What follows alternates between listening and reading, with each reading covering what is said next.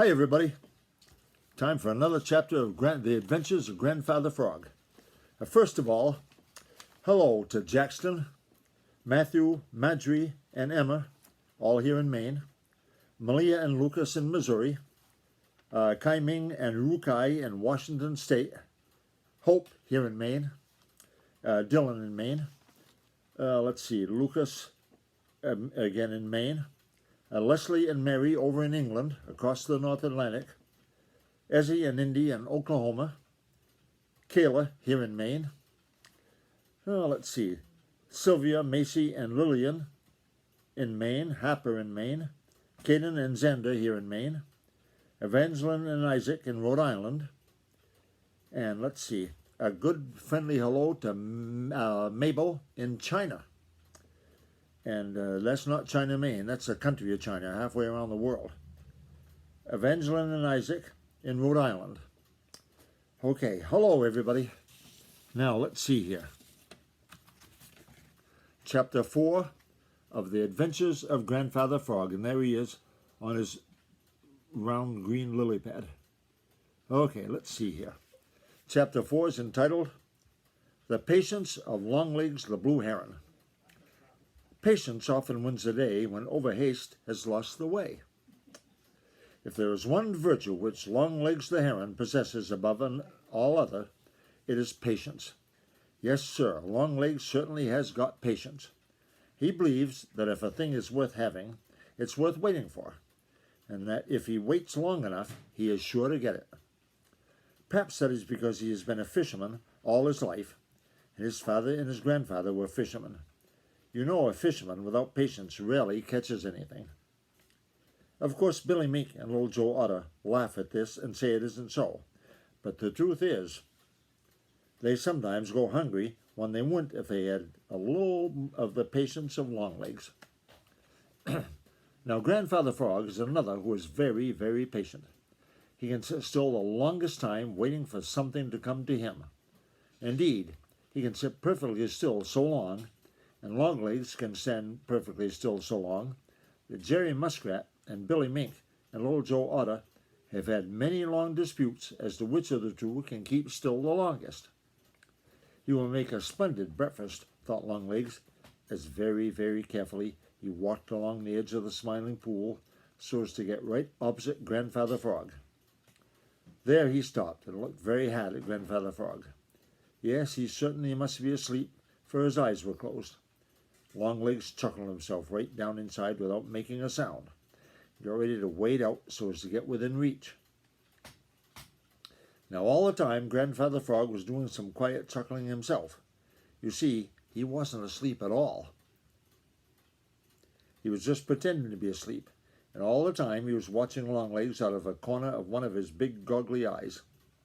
Very, very slowly and carefully, so as not to make the teeniest, weeniest sound, Longlegs lifted one foot to wade out into the Smiling Pool.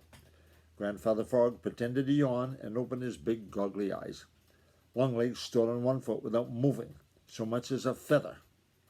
Grandfather Frog yawned again, nodded as if he were too sleepy to keep awake, and half closed his eyes. Longlegs waited and waited. Then, little by little, so slowly that if you had been there you would hardly have seen him move, he drew his long neck down till his head rested on his shoulders. I guess I must wait till he falls sound asleep again, said Longlegs to himself. But Grandfather Frog didn't go to sleep. He would nod, and then, just when Longlegs would make up his mind that this time he really was asleep, open would pop Grandfather Frog's eyes. So all the long morning, Longlegs stood on one foot without moving, watching and waiting, and growing hungrier and hungrier. And all the long morning, Grandfather Frog sat on his big green lily pad, pretending that he was oh so sleepy, and all the time having such a comfortable sun bath and rest, for very early he'd had a good breakfast of foolish green flies. Over in the bulrushes, on the other side of the Smiling Pool, two little scamps in brown bathing suits waited and watched for the great fright they had planned for Grandfather Frog, when they had sent Longlegs to try to catch him. They were Billy Mink and Little Joe Otter. At first they laughed to themselves and nudge each other at the thought of the trick they had played. Then, as nothing happened, they began to grow tired and uneasy. You see, they do not possess patience. Finally, they gave up in disgust and stole away to find some more exciting sport. Grandfather Frog saw them go and chuckled harder than ever to himself. That's the end of that chapter. I think I'll read chapter 5 right now because these chapters are fairly short. Chapter 5 is entitled, Grandfather Frog Jumps Just in Time. I wonder if Longlegs the Heron made a jump for him. Back and forth over the green meadows sailed Whitetail the Mashhawk. Like Longlegs the Blue Heron, he was hungry. His sharp eyes peered down among the grasses, looking for something to eat. But some good fairy seemed to have warned the very little people who lived there that Whitetail was out hunting. Whitetail the Mashhawk. Perhaps it was one of old Mother West Wind's children, the Merry Little Breezes. You know they are always flitting about, trying to do someone a good turn. They love to dance and romp and play from dawn to dusk the livelong day. But more than this, they love to find a chance to do some favor kind. So the Merry Little Breezes are good. Anyway, little Mr. Green Snake seemed to know that Whitetail was out hunting and managed to keep out of sight. Danny Meadow Mouse wasn't to be found. Only a few foolish grasshoppers rewarded his patient search, and these only served to make him feel hungrier than ever. But old Whitetail has a great deal of persistence, and in spite of his bad luck, he kept at his hunting back and forth, until he had been all over the green meadows. At last he made up his mind that he was wasting time there. I'll just have to look over at the Smiling Pool, and if there's something there, I'll take a turn or two along the big river.